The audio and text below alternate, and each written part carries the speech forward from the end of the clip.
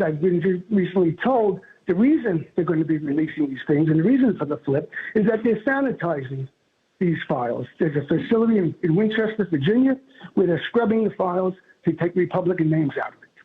That's what I was. Welcome to the Jimmy Dore Show, everybody. Keaton and Russ from Due Dissidence here, filling in for Jimmy while he is on the road. So, Chris Cuomo welcomed Mark Epstein to his show. You know how this worked. It's Mark Epstein needs somebody to interview him, and we need someone who can identify with having to run cover for your sex pest brother. And Cuomo was like, me. I am uniquely qualified to interview Mark Epstein. And so he did, sporting a new look there with that mustache. He looks like if like Leon Trotsky were from Montclair, New Jersey. That's what he would look like. That's his new look. Looking sharp. Mark Epstein, in 2016, Jeffrey told me if he said what he knew about the candidates, they'd have to cancel the election, implying dirt both on Trump and the Clintons, of course. 2016, I said this publicly before. Jeffrey told me that if he said what he knew about the candidates, they'd have to cancel the election. He didn't tell me what he knew, but Jeffrey definitely had dirt on Trump. And you could see in the emails, Trump could deny it all he wants, but it's pretty clear.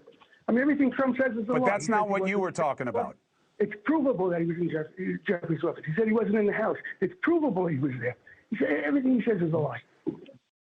Everything he says is a lie. Of course, it was Mark Epstein's email about blowing Bubba that got his name in the news, because it was Mark Epstein's email about whether or not Putin has a photo of Trump blowing Bubba, which everyone assumed was Bill Clinton. And then Mark very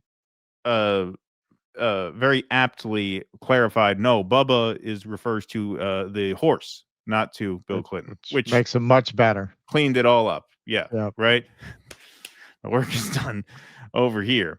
Mark Epstein continues. The reason they're going to be releasing these things, the reason for the flip, is that they're sanitizing the files. So he says there's a facility in Winchester, Virginia, where they're scrubbing the files to take Republican names out. About is I've been recently told the reason they're going to be releasing these things and the reason for the flip is that they're sanitizing these files. There's a facility in Winchester, Virginia, where they're scrubbing the files to take Republican names out of it. That's what I was told by a pretty good source. That's what he was told by a pretty good source. Now, we don't know who that source is, but if you remember, a while back in September, James O'Keefe had this report, which said essentially the same thing. DOJ, Deputy Chief, admits government will redact every Republican while leaving all the liberal Democratic people on the Epstein client list. This. Yeah, thousands and thousands of pages of files. They'll redact every Republican or conservative person in those files, leave all the liberal Democratic people in those files. All right. You got what you need. All right. Now, why don't you pull that top up? Is that how this works? I know who you are. You think you're fooling me? I know how the O'Keefe operation works, right? Trying to honeypot me there. Give you a scoop. There ain't no honeypot without the honey. I give you a scoop. Now let's get busy. Well, those files do exist. Yeah, thousands and thousands of pages of files. They'll redact every Republican or conservative person in those files, leave all the liberal Democratic people in those files. All right, so that seems to corroborate what Mark Epstein has to say, and the plot thickens a bit because we know they're looking. So Donald Trump truths out. This was before he caved on the Epstein vote. He says, now that the Democrats are using the Epstein hoax involving Democrats, not Republicans, to try and deflect from their disastrous shutdown and all of their other failures, I will be asking AG Bondi and the Department of Justice, together with our great patriots at the FBI, to investigate Jeffrey Epstein's involvement and relationship with Bill Clinton, Larry Summers, Reid Hoffman, J.P. Morgan, Chase, and many other people. Stephen King, Rosie O'Donnell, Robert De Niro,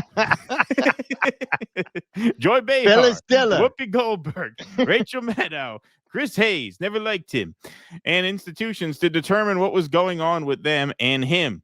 This is another Russia scam with all arrows pointing to the Democrats. Records show that these men and many others spent large portions of their life with Epstein and on his island. Stay tuned. Attorney General Pam Bondi. Thank you, Mr. President. SDNY U.S. Attorney Jay Clayton is one of the most capable and trusted prosecutors in the country, and I've asked him to take the lead. As with all matters, the department will pursue this urgency and integrity to deliver answers to the American people. And she was asked about this today at her press conference about the Epstein files, and she says, we're not going to have anything else to say on disclosures because now, guess what? It's a pending investigation in the Southern District of New York. There you go, pulling that card out of the deck. The issue with the new information that you just indicated, is the department seeking information perhaps from the Epstein estate because Mr. Blanche did not have that information when he interviewed Ghislaine Maxwell? What new information, and would you limit the new investigation to just those named persons that the president talked about, or is this a broad, open-ended investigation? I would refer to the Deputy Attorney General's post that he put out on X, and we're not going to say anything else on that because now it is a pending investigation in the Southern District of New York. No answer. Punts. Now, look, I don't want to call her a liar, even though I did in the last segment. I looked at what tweet she could have been referring to because Todd Blanche, Deputy AG, I saw no such tweet about this. He retweeted this. He retweeted what she had said. Unless I was looking in the wrong, it's possible I was looking in the wrong place. I looked at his official account. I didn't see, some of these people have like government accounts and personal accounts. I only saw his government account. I could not find a personal account. So I'm not saying she's making that up. I'm just saying I looked for the statements that she referred them to on X. I could not find it. I couldn't find it. So I'm not saying it doesn't exist. I'm saying it's difficult to find. It's difficult to find because I am doing a job today. It was part of my job to find it. I couldn't find it. So I don't know what the hell she's talking about. Refer to his statement on X. No, what you have here is obviously a black box, right? They are being as vague as possible and saying as little as possible. She won't say, no, we're going to broaden the investigation. We're going to release everything. No, I'm not even giving you that. I'm saying refer to the SDNY. Or is this a broad, open-ended investigation? I would refer to the Deputy Attorney General's post that he put out on X. Again, I don't know where that is.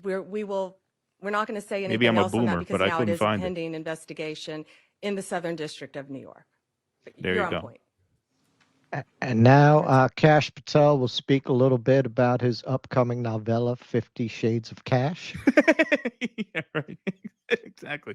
I mean, so you can't even get an answer there. So you have to say that this just adds another layer of shit to this.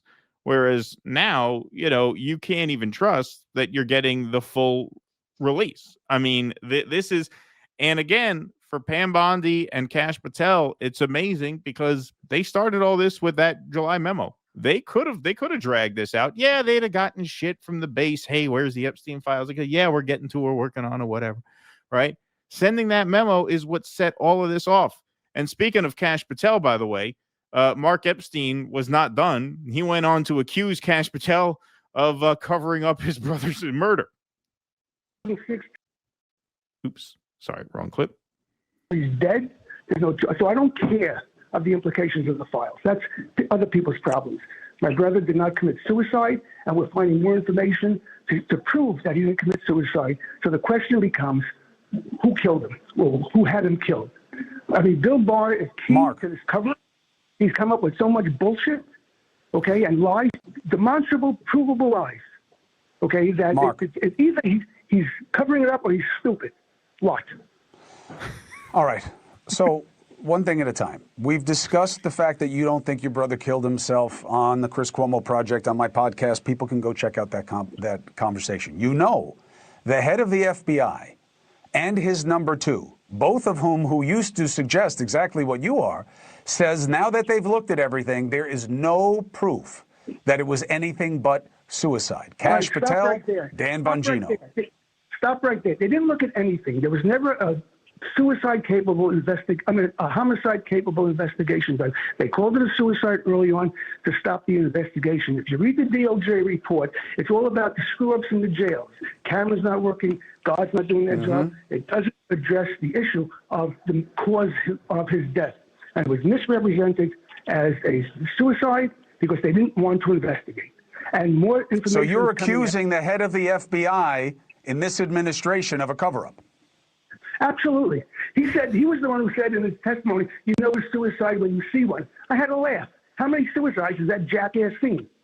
Okay? He's not a doctor. He's not a pathologist. He never saw Jeffrey's body. He wasn't there, but he knows a suicide. Well, he's certainly changed his story about it. But I want to ask you they certainly did change their story about it. And they certainly released that video that they said was proof he didn't do it. And then, remember, it was revealed that that video did not show the full unobstructed pathway into Jeffrey Epstein's cell, which means it actually proved nothing. So, yeah, you got Mark Epstein, who is hot on their trail, working his angle of the case as well. Nobody believes anything.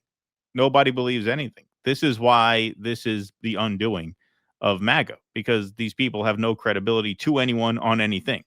It's just one lie after another, one deflection after another, one non-answer after another. Even if everything goes according to plan and these files are released in 2 weeks, how do you trust you have the whole picture here when they can redact whatever they feel is necessary to, and they're under order from the president to investigate one part of it, but not the other? And Pam Bondi would not say, no, we're going to broaden it out. She wouldn't say that. She completely punted on that. So how do you even trust this, even if it goes according to how it should, assuming this bill gets signed? I am not clear on how much control they have over documents. Because certainly with the Nixon administration, there's the famous missing, 11 minutes of that tape, which we can assume they tampered with the evidence that they had in their possession, but they weren't able to tamper with all of it, or there wouldn't have been a Watergate, right? I mean, they would have just burned everything. So I don't understand exactly how that works. There must be certain strictures on their access to that material and their ability to alter it. Otherwise, there are a lot of scandals that just never would have broke if they just had untrammeled access to these documents and just the ability to just do whatever they want with them. No scandal would ever break if that were the case. So it seems like there are some kind of limitations on them. That having been said, I will say, maybe we'll cover this tomorrow. There was an article that just dropped that 600 people were fired from the Department of Justice and another 2,000 quit because they could see the writing on the wall. They don't want to be in the dock themselves in a few years. They don't want to be complicit with this administration. So maybe there are people who under a more normal administration would have been responsible for making sure these documents stay pristine, who have now been replaced with loyalists. We just really don't know. Come see me on tour in Pottstown, Pennsylvania, Waikiki, Hawaii, and the Comedy Store in Los Angeles. Go to jimmydore.com for a link for tickets.